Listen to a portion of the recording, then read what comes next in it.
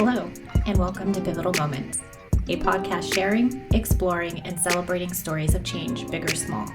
We are all agents of change and have the power to pivot at any point, at any time. I'm your host, Melissa Robena, along with my co-host, Siria Gutierrez. On this episode, we discuss our recent Thanksgiving holiday experience, the fact that 2020 holiday season feels different, and how reframing can help you get out of a funk. Today, we're going to talk about how things feel really different right now. Especially during the holiday season. And this is, again, another off-the-cuff kind of episode, but Siria came over and, we're here recording. Which I haven't seen her in like a month. Well, yeah, because she had the Rona. And so to avoid getting the plague, we had to stay apart. But, so first time I see her, we're catching up, and I shared that I was experiencing a really rough day yesterday. And this is the 29th of November that we're recording. And so we had just had Thanksgiving, but Thanksgiving just felt different. Everything felt different. Everything. And so, we're sharing, what we did over the holidays, and it just fell flat to me. And she asked me why I was crying, and I said, well, it feels different because normally the holidays, were spent with family. I know I've talked about family here and like the different roles we play and stuff, but still it was something that I enjoyed. Well, you've said that a lot. You're a big family person, mm-hmm. and you enjoy that time, and so not being able to do that because we've had to we chose to follow the stay-at-home 2.0 directives, made that a little bit different, right? Yeah. And so you asked me, what do you think is causing this? And I think there's several things at play. The first being my family roles, my dynamic being the caretaker. I'm typically the one that will plan the holidays excursion, the menu. I'm typically flying out there, have people coming in. But anyways, I'm the hostess, and so not having that almost felt like a void, like that need to feel needed, and I wasn't having that. What did you end up doing for Thanksgiving? I went over to my mother's house. We watched the Macy's holiday parade, and if you watched it, you know how much it sucked, which was fun. But then we basically had a charcuterie plate and played Yahtzee. I mean, it was fun, but it just felt so flat. And that wasn't even what really hit me. It was just, my house was empty. Normally I have my house full of, Christmas decorations by this point in time. And I had not put anything up because, again, I'm like, well, no, I'm not going to see anybody. So why am I even going to do it? And just looking at my bare house, I don't know, this overwhelming feeling of sadness came over me, and I just started crying. Mm-hmm. And, Vince, my husband, was like, well, let me go get the Christmas decorations out. And so I'm like, oh, okay. So I put them up, and I immediately felt better. And he said something to me that really stuck with me, which is, don't let this holiday be like what you think the rest of the holidays are going to be like. Because, as I'm getting older, I don't have kids. I can't have kids. And I'm just thinking, gosh, spending the holidays by myself, is this going to be the new normal? Now that my, siblings are having kids of their own, they're celebrating with their own, their own families. And I'm like, God, this just freaking sucks. Mm-hmm. But I mean, even you made a point though. Your mourning change. My family's changing. The family dynamics are changing. And, so there's a mourning of that. But also too, I really was feeling like almost despair, catastrophizing, like, oh my gosh, this is how the holidays are going to be from now on. Right. And so part of why we wanted to share this with you listeners is that we wanted to remind ourselves and you that we cannot look at the rest of our lives through the lens of 2020. Oh, absolutely not. And it's easy to get stuck in that. I know you go out a little bit more because you work outside of your house. I work in my house, so I feel almost as if the walls are like caving in for me. And I know that there's several people out there that are listening that are, working from home as well. It's like, I need to get out of this fucking house or I'm going to lose my mind. Mm-hmm. But for you though, I mean, my holiday plans changed, as did yours. I mean, normally you're going to Denver to visit your in-laws, and you didn't do that this year. What did you end up doing? Well, we canceled because I got the Rona. And even though I was past the contagious period that the CDC says that, you're allowed to rejoin society, we decided it was better off not to do that. Matt's parents are in their 70s. It didn't seem worth the risk. And we're like, okay, that's fine. And so I felt really bad about it because his parents are in their 70s, right? His people seem to live a really long time, so I'm not as concerned about that. But still, it's last year we didn't do Thanksgiving in Denver. We did a resort vacation. So I think the guys were looking forward to being at home, watching football, eating turkey, doing those things that they're used to. Well, we didn't get that this year. So this year we stayed home and we just kind of figured out, okay, what can we do for us? Just the two of us. We didn't go over to my parents' house, who they do live locally, but it was like, again, not worth the risk to them more than anything than to myself. Because yes, I could get it again, but I don't want to. Matt didn't get it at all. Now, did you, being the people pleaser that you are, did you feel guilty? Like, it's because of me, that we basically had to cancel these family plans. Granted, it was out of your control, but I mean, you still can't help but feel certain feelings. I felt really bad, especially towards Matt, because I felt like he was off a little bit, and I don't know if it was his work day or what, but I think the day we were supposed to be traveling, he was just, I could sense that he was grumpy, and I'm like, is that my fault? I feel like it is. And he would never admit it because he's just not one of those people that would accuse me of how he's feeling. And he's always telling me, I don't feel that. Stop trying to analyze me. Counseling will do that to you, but I think too, even that day that y'all were supposed to travel, yeah, he might be feeling disappointed. Now, I don't know if you're like me, but for me, I would have almost internalized that as to he's disappointed in me, not necessarily disappointed in the situation, because yeah, that sucks. That's what it felt like, although he kept trying to reassure me, no, it's fine, I'm not upset about that. I'm just like, your actions and other things aren't helping. And it didn't help that we hadn't, we just started having physical contact again in the last week or so. So it didn't help that we haven't had that physical reassurance of just a pat on the back, or a little snuggle. Okay. I didn't say what part of the back. So it having or not having those other reassurances, yeah, it made me feel bad. I was like, man, I really screwed this up. It wasn't intentional, but it did make it a little bit sadder. And then we had to figure out, well, what else can we do? And against my better judgment, we bought a full turkey. For 2 people, that makes sense. Yes, for 2 people.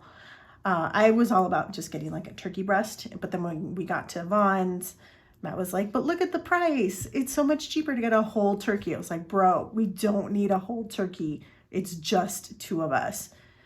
And I lost that battle because it was a money battle. It wasn't a logic battle. You'll lose every time. Yes. So we bought a whole turkey, and then it was like, how do we do this? So we did all kinds of stuff that we haven't done before. And so we made a turkey. Matt says he's made one before. I've never seen him do one. But apparently he has. So we cooked a turkey together. We discovered a new recipe. I saw your stuffing muffins. Oh my God, they are so delicious. Not that I stalk you on Instagram or anything. The stuffing muffins are a new tradition that will be joining us for every single holiday. They were the most amazing thing that came out of this Thanksgiving. Well, stuffing is dangerous in and of itself, and now that you've made it a handheld, you can carry it and take it along with you, no bowl needed. And all crunchy sides. Oh, that's terrible. All over. No, it was amazing. And Matt's response to me was, "Why didn't you discover this sooner?" But what I love about that though is, because I was about to ask you, having the Rona and having your plans canceled. I mean, how did that change your mindset? But it really sounded like you're like, well, fuck, if we have to stay here, let's make the most of it. And you did. I mean, you made a complete Thanksgiving dinner for 15 people, for 2 people. Oh, wait, it gets better. Oh God. And then with the leftovers, I was like, well, what do we do with the leftovers? Like, there's a lot of stuff here. I was like, well, I remember there's this soup called kakik, which is Mayan. There you go. Does that make me trilingual? I don't know. Anyways, so yeah, kakik, yes. So I texted one of my aunts and was like, how do I make this? Because I went on the internet and the internet's like, oh, it's this ancient Mayan soup and, you know, they used to do it and blah, blah, blah, blah, blah. I was like, I have no idea. But they also said, oh, it's one of those things where every family does it different. I was like, well, I want to know how my family does it. So I texted one of my aunts. She sent me very vague instructions and ingredients. As they normally do, but that's the best kind though. And so I made a soup that I've never made before, that I've never seen made, that I've had like twice in my life. I was like, all right, let's do it, kind of a thing. So I spent probably more time yesterday than I needed to making it because I'm unsure of myself in the kitchen. It turned out really good. Good. And I got so excited by it that I even got inspired to, wait for it, drop some off to my parents. What? You were in the Thanksgiving spirit, weren't you? Yeah. Wow, for that to happen, that's awesome. I was like, let's pack some up. Like, why not? Well, that's good. So you got to see family. We literally just dropped it off. That's so cool, though. I mean, from having the Rona to having your plans canceled, not only did you shift and your mindset to like, let's make this, what good can come out of this? And you made turkey, you spent time together, you made this like really incredible soup that you never made before, and you dropped it off to family. Meanwhile, I'm over here at Camp Melissa, like, boo, like this holiday sucks, 2020 sucks. Like, it's hard to make that shift, and it's hard to get out of that deficit mindset when you're in it. And I've suffered depression on and off throughout my life, and this one just kind of, I felt it kind of always like bubbling beneath the surface, and I'm like, oh, it's just because, you know, stay at home orders and all these things. I work from home, I never really leave, you know, that sort of thing. But boy, did it come to a head yesterday. And that's really the thing, right? For you, it's been culminating, and it kind of came up around a holiday. Now we're in the middle of the holiday season, and I think that's okay. There are a lot of people who are going through the same thing. Oh, absolutely. I know I'm not the only one, and I know that, you know, people have kids and it serves as a distraction. You know, I think I even shared with you that, you know, what also kind of stings or is felt by me is the fact that, you know, Megan, my youngest sibling, is 12 years younger. So the holidays used to be so much fun with little kids. You know, you get to decorate the house. I never did the elf on the shelf thing, but, you know, it's a way to interact. That was after our time. Yeah, I think so. But it was, you know, something to interact with the kids, and to see Christmas through the eyes of a kid was just so much fun. To me, that was what was worth it. But now all my siblings are grown and they have kids of their own. But again, due to COVID, you know, and traveling, and I'm not getting on a fucking plane. So it's like, I don't have that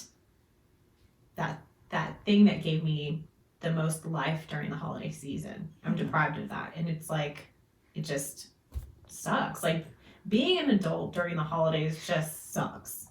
It does. So.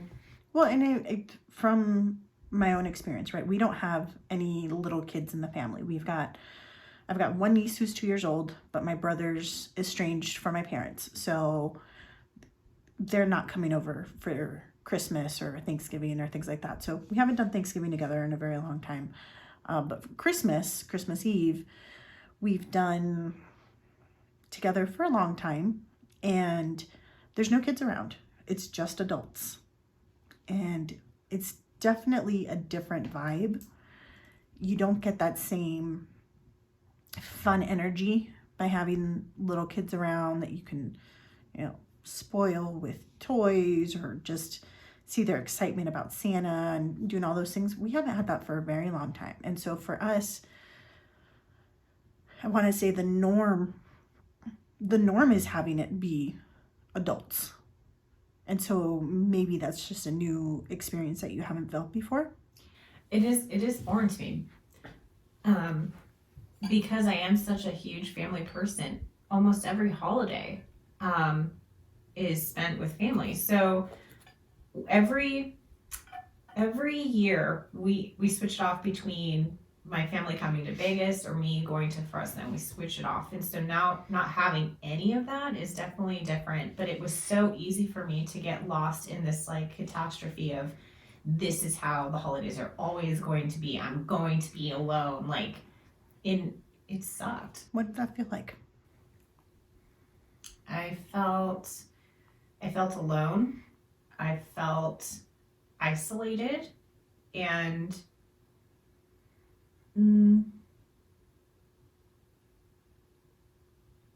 almost like not that I didn't matter, but kind of like, I don't know. I struggle with not having kids, like I mentioned to this to you earlier, which is like this legacy. It's like, okay, well, when I die, like no part of me will live on. So that's why I'm trying to nuzzle up with my nibblings so that they'll take care of me.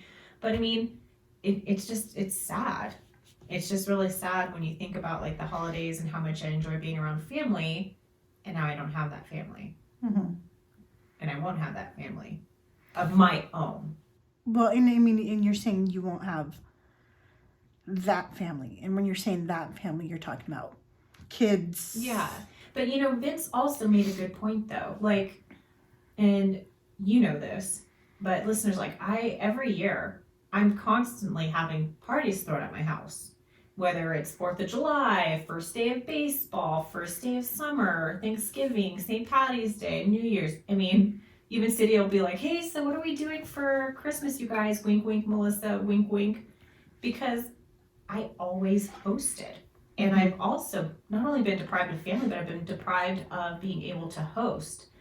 And so I think that also hit me too, because that is something that I enjoy doing. Mm-hmm. Yeah, I might gripe and complain about it, but I enjoy having people over at my house. Oh my God, how she complains about it. You have so much fun. But so I think that, you know, Vince was like, we host stuff here. And the fact that we can't, that's just another added layer. So beyond missing family, I also miss my friends.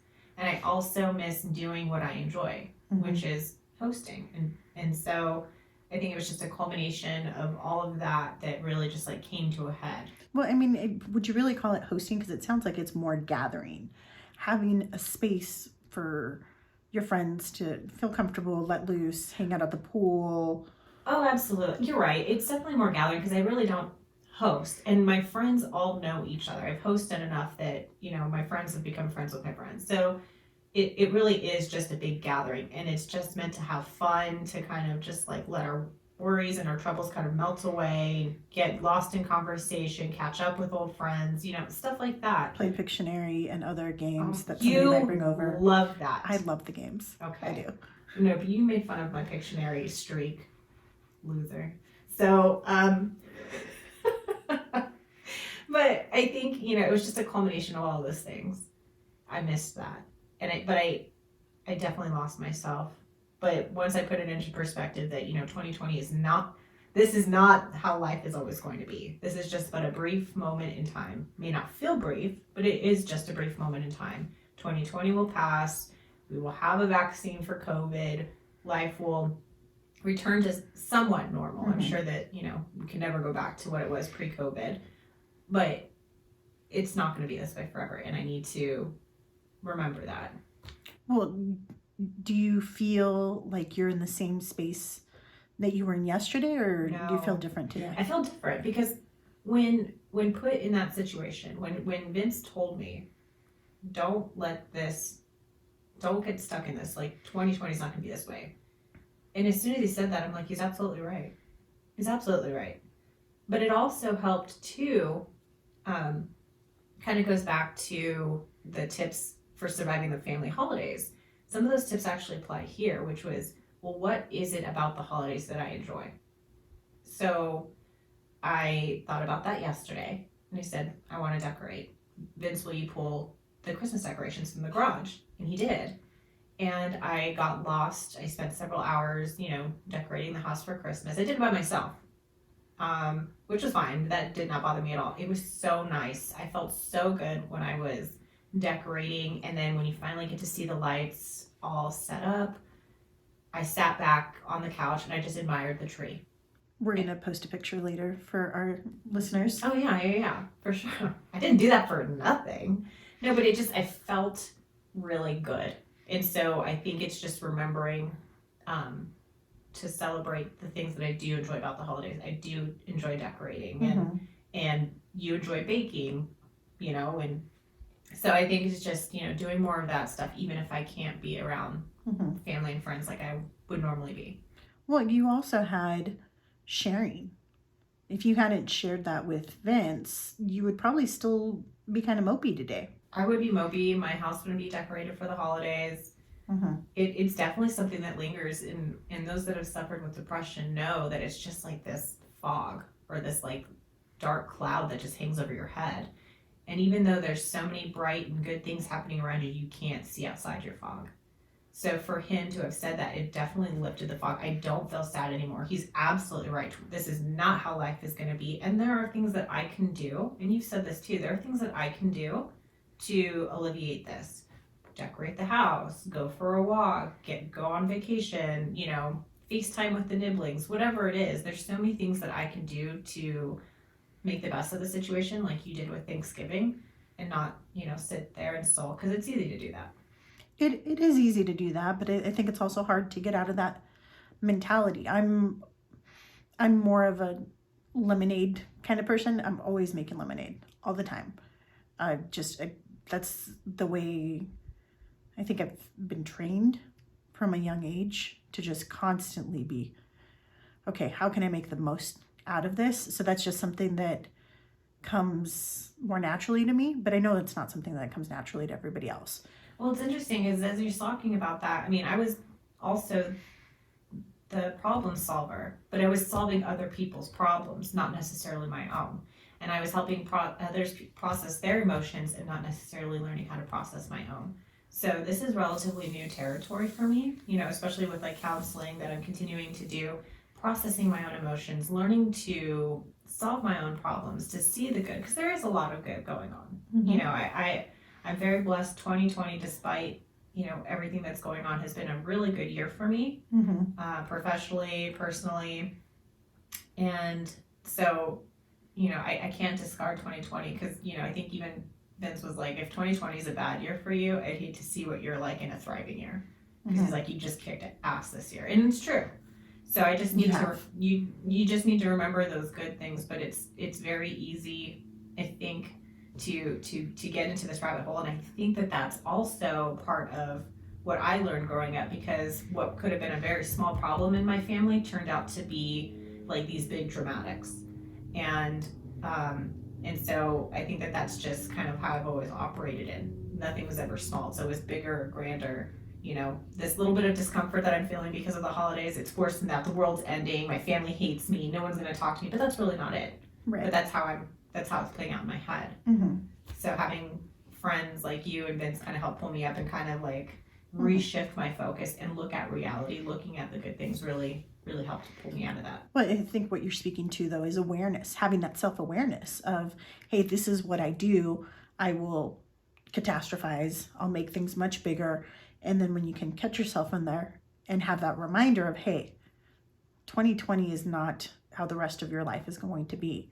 That helped you go, oh, okay, yeah, no, that's what I'm doing. I can bring it down a notch, and move on with that next step, which was decorating your house, and it looks beautiful. Well, thank you. And I feel better. But it's interesting that just like a small word of encouragement, how quickly that lifted the fog. Because I think before, had I not practiced that self-awareness, I would have continued that loop of depression. It would have been a constant like replay. And so to break that was nice. But it also goes to show that, I know that you and I tout wellness and counseling, but we also, and that's a lot of good things have come out of that. But that's not to say that you and I do not have shitty days. It's impossible to be happy all the time. And so I think that that's like what I want our listeners to know is you know, not everything's fucking roses, because it's not. No, it's not. And I think a lot of people are feeling this is just different.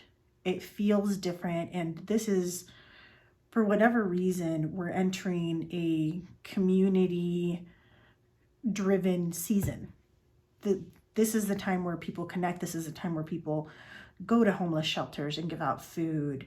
When they do more volunteer work. I mean, there's just so many different ways that people connect.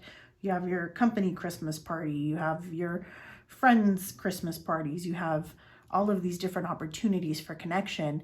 And our governments are telling us it's not safe. That connection is going to potentially kill somebody. Mm-hmm. So, yeah, it really puts a damper on everything. It's like, okay, well, now we're what? By the time this airs, we'll be 2 weeks out to Christmas, more or less.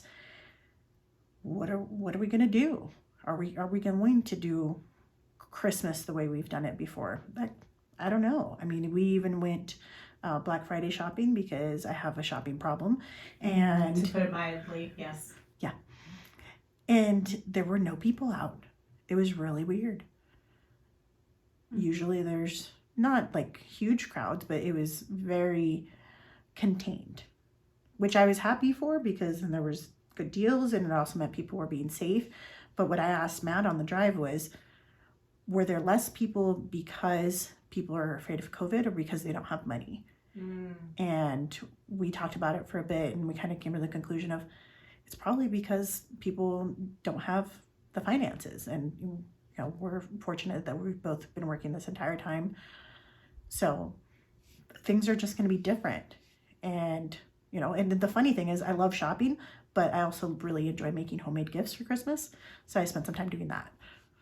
How interesting. I never thought about that perspective. I mean, here I am thinking, God, my holidays are going to be different because I can't see family. Never once, again, I've been fortunate to work from home. But the finances, you're absolutely right. And I think, especially in American culture, Christmas is very much driven by gifts and what are you going to get me? Oh, absolutely. Absolutely. So I think people are getting creative. I go on Pinterest every now and then and they talk about like trending things now. Are people making their gifts? Mm-hmm. So I'm curious to see how that's going to play out. I was doing it before up school. So, okay. What can I say?